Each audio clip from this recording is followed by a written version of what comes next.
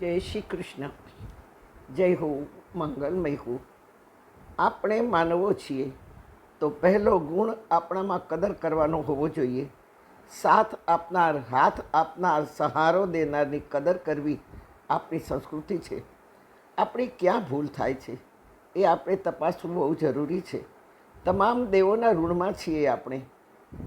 કદર કરીએ કે નહીં, દેવો પરમપિતા પરમેશ્વરના પ્રતિનિધિઓ છે. તેથી પ્રભુના આદેશ મુજબ તેઓ આપણામાં રહી આપણું જીવન ચલાવે છે. બાકી આપણી વાણી, વિચારને, વર્તનને જો તેઓ ધ્યાનમાં લે તો એક સેકન્ડ પણ આપણામાં તેઓ ઊભા ન રહે. દેવોએ દીધેલું દેવોને થોડું તો રિટર્ન કરીએ. આ દેવોની કદર છે. વ્યવહારમાં પણ રિટર્ન નહીં દઈએ તો સંબંધો હલી જાય, અરે તૂટી પણ જાય. તો આપણને તો દેવોનો સંબંધ ટકાવવા આપણે દેવોને પાછું આપવું પડે. ભગવાને આપણને પૃથ્વી આપી. પૃથ્વી એટલે આપણું શરીર. એની ઉપર આપણો અધિકાર આપ્યો. ભગવાને વિષ્ણુ સહસ્ત્રમાં આ શરીરને પોતાનું રૂપ આપ્યું છે. શરીર વૃદ્ધ બુદ્ધ ભોગતા કપીન્દ્રો ભૂરી દક્ષિણ સોમ પૌમૃત પસોમ પુરુજિત પુરુષોત્તમ. બહુ સુંદર. વિષ્ણુ સહસ્ત્ર ઉપર આપણા 15 દિવસ પ્રવચનો ચાલ્યા. ભગવાને આ પૃથ્વી એટલે આપણને શરીર આપ્યું. આપણે જીવાત્મા છીએ. આપણે આપણા શરીરના માલિક છીએ. આ શરીરથી બીજાની સેવા ન થાય ત્યાં સુધી આપણે પૃથ્વીને રિટર્ન દીધું ના ગણાય. પૃથ્વીને રિટર્ન ક્યારે કર્યું ગણાય કે આપણે કહીએ કે અમે લાલાની સેવા કરીએ. ક્યારે રિટર્ન દીધું કહેવાય? ખરી વાત છે. મહાપ્રભુ વલ્લભાચાર્યજીએ નીતિને નિયમો ઘડ્યા છે તે પથ્થર પરની લકીર છે. પાણી પર સિદ્ધાંતો નથી લખ્યા કે પાણીના વહેણમાં બધું ધોવાઈ જાય. મહાપ્રભુ વલ્લભાચાર્યજી ગામડે ગામડે માનવોના હૃદયમાં સ્થાન મેળવ્યું છે. કોઈ શ્રીમંતોના મહેલમાં નથી ઉતર્યા. વૃક્ષ નીચે કોઈના ઘરનું અન્ન જળ સ્વીકાર્યું નથી.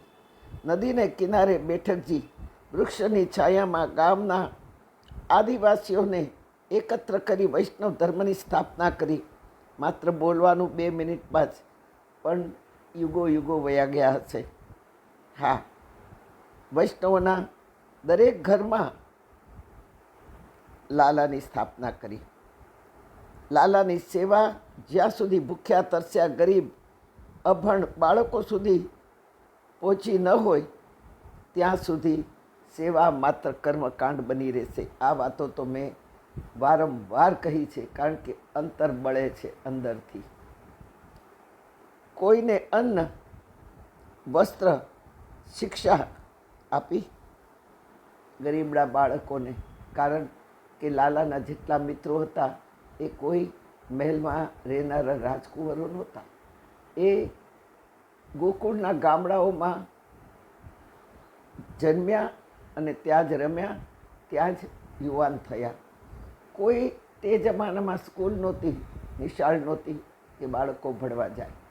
બાળકોની નિશાળ હતી ખેતર, ગિરિરાજની તળેટી, યમુનાનો કિનારો. આ 3 જગ્યા બાળકોની સ્કૂલ હતી, નિશાળ હતી. કે અને જ્યાં કાનો સ્વયં શિક્ષક થઈને શિક્ષા આપતો, ભણતર ભણાવતો. કદમના વૃક્ષ ઉપર બેસી બીજા કદમના વૃક્ષ ઉપર બાળકો બેઠા હોય અને કાનો જિંદગીના પાઠ ભણાવતો. અને જિંદગી કેમ જીવવી, કેવી રીતે રહેવું, એ બધું જ જો કોઈએ શીખવ્યું હોય તો કાનાએ શીખવ્યું છે. યમુનાજીમાં તરતા તરતા કાનો કે મારો હાથ પકડ, તું ડૂબી નહીં જા, ચિંતા મત કર, મેં હું ના. આમ કરીને સંસારમાં કેમ તરવું એ શીખવ્યું છે. જે સંસારમાં ભોગોમાં ડૂબી ગયો તે ખૂંચી ગયો, અને જે ખૂંચી ગયો તે ખપી ગયો. આપણે ઘણીવાર કહીએ છીએ સત્સંગમાં જવું તો છે પણ સમય ક્યાં છે આ ઘરનાની સેવા કરતાં કરતાં. ના, મહાપ્રભુ વલ્લભાચાર્યજીએ સંસારના નિયમો ઘડ્યા. કદર કઈ રીતે કરવી સિદ્ધાંત રહસ્યમાં જો તમે વાંચશો તો ખબર પડશે કે મહાપ્રભુજીએ નિચોડ કરીને આપ્યું છે સિદ્ધાંતોને. હા, તેથી આદિવાસીઓને એકત્ર કરીને વૈષ્ણવ ધર્મની સ્થાપના કરી.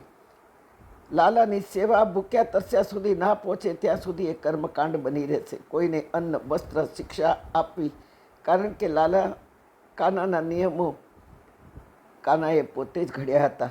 બધા ગરીબડા બાળકોને, શુક્લકડી જેવા બાળકોને સ્વાસ્થ્ય સભર કરવા માખણ ચોરીને ખવડાવ્યું.